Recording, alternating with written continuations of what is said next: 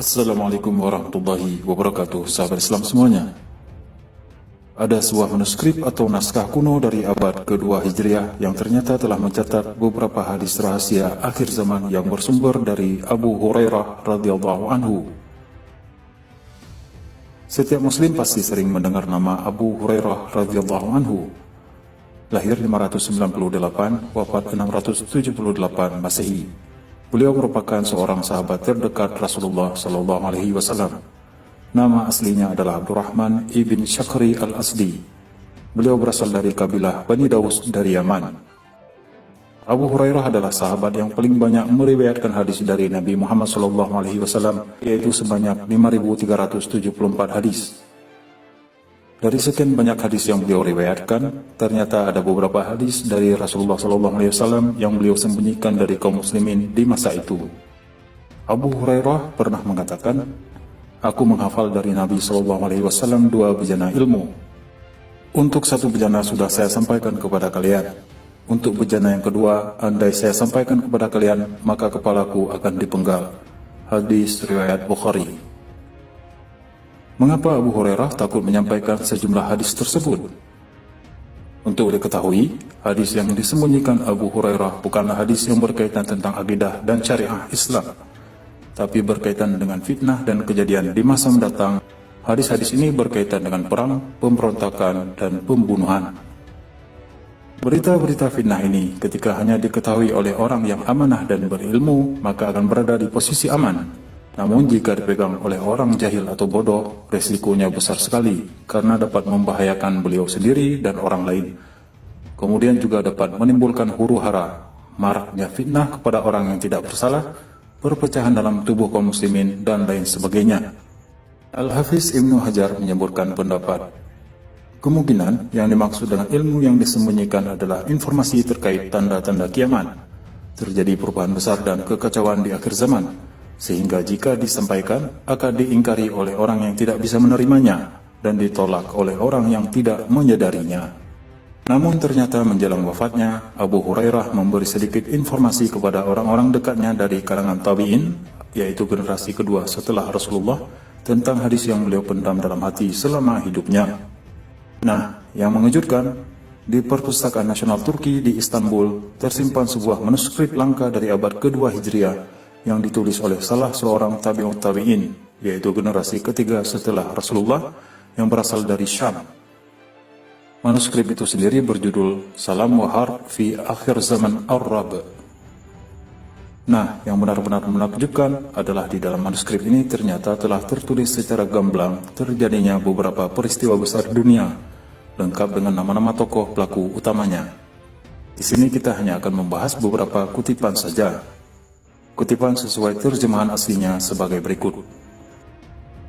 Perang akhir zaman adalah perang dunia, yakni kali ketiga sesudah 2 perang besar sebelumnya. Banyak sekali yang mati di dalamnya. Perang dikobarkan oleh seorang laki-laki yang merupakan kucing besar di negeri gelas dan mahkota di kepala. Teks tak dapat terbaca lagi. Sementara perang kedua dikobarkan oleh seorang laki-laki yang nama panggilannya adalah Tuan Besar, dan seluruh dunia memanggilnya Hir. Teks tak dapat terbaca lagi. Maka Abu Hurairah pun berkata, dalam rangkaian hitungan hijrah sesudah 1300 tahun, dan mereka mengikat perjanjian yang di situ Raja Rum melihat bahwa perang semesta dunia pasti terjadi. Allah menghendaki terjadinya perang, dan waktu tidak berjalan tanpa perjanjian dan perjanjian. Lalu berkuasalah seorang laki-laki dari negeri yang bernama Jerman, bernama Al-Hir. Ia ingin menguasai seluruh dunia, memerangi semua bangsa di negeri-negeri salju dan kebaikan. Ia bergerak dengan murka Allah sesudah beberapa tahun api menyala. Ia ingin membunuh rahasia Arush atau Arus. Dalam perang itu keluar seorang ratu dunia, pelaku makar dan pelacur, namanya Amerika, yang menggoda dunia waktu itu dalam kesesatan dan kekafiran. Sementara itu Yahudi di dunia saat itu berada di tempat yang paling tinggi. Mereka menguasai seluruh Al-Quds dan Al-Madinah Al-Muqaddasah, kota yang disucikan.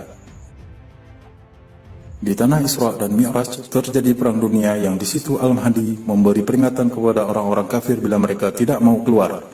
Maka orang-orang kafir dunia berkumpul untuk memerangi Al-Mahdi dalam pasukan sangat besar yang belum pernah dilihat sebelumnya. Dalam kelompok kekuatan Yahudi, Al-Khazar dan Bani Israel, masih terdapat pasukan lain yang tidak diketahui jumlahnya. Al-Mahdi melihat bahwa siksa Allah sangat mengerikan dan bahwa janji Allah benar-benar telah datang dan tidak dapat diakhirkan lagi. Kemudian Allah melempari mereka dengan lemparan yang dahsyat.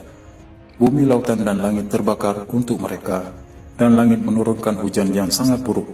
Seluruh penduduk bumi mengutuk orang kafir dunia, dan Allah mengizinkan lenyapnya seluruh orang kafir di perang Dajjal. Dan perangnya terjadi di negeri Syam, dan kejahatan, ... Teks terhapus. Sejumlah riwayat dari Abu Hurairah tersebut merupakan peristiwa yang terjadi di abad ke-20 dan seterusnya.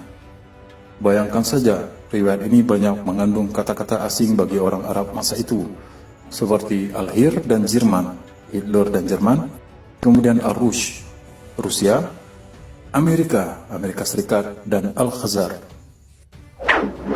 Seandainya isi manuskrip tersebut adalah 100% benar berasal dari perkataan Abu Hurairah, maka wajar beliau tidak sembarangan mengatakannya kepada siapapun pada zaman itu, karena dampaknya akan terjadi saling curiga, tuduh-menuduh, dan kekacauan di tubuh kaum muslimin sendiri.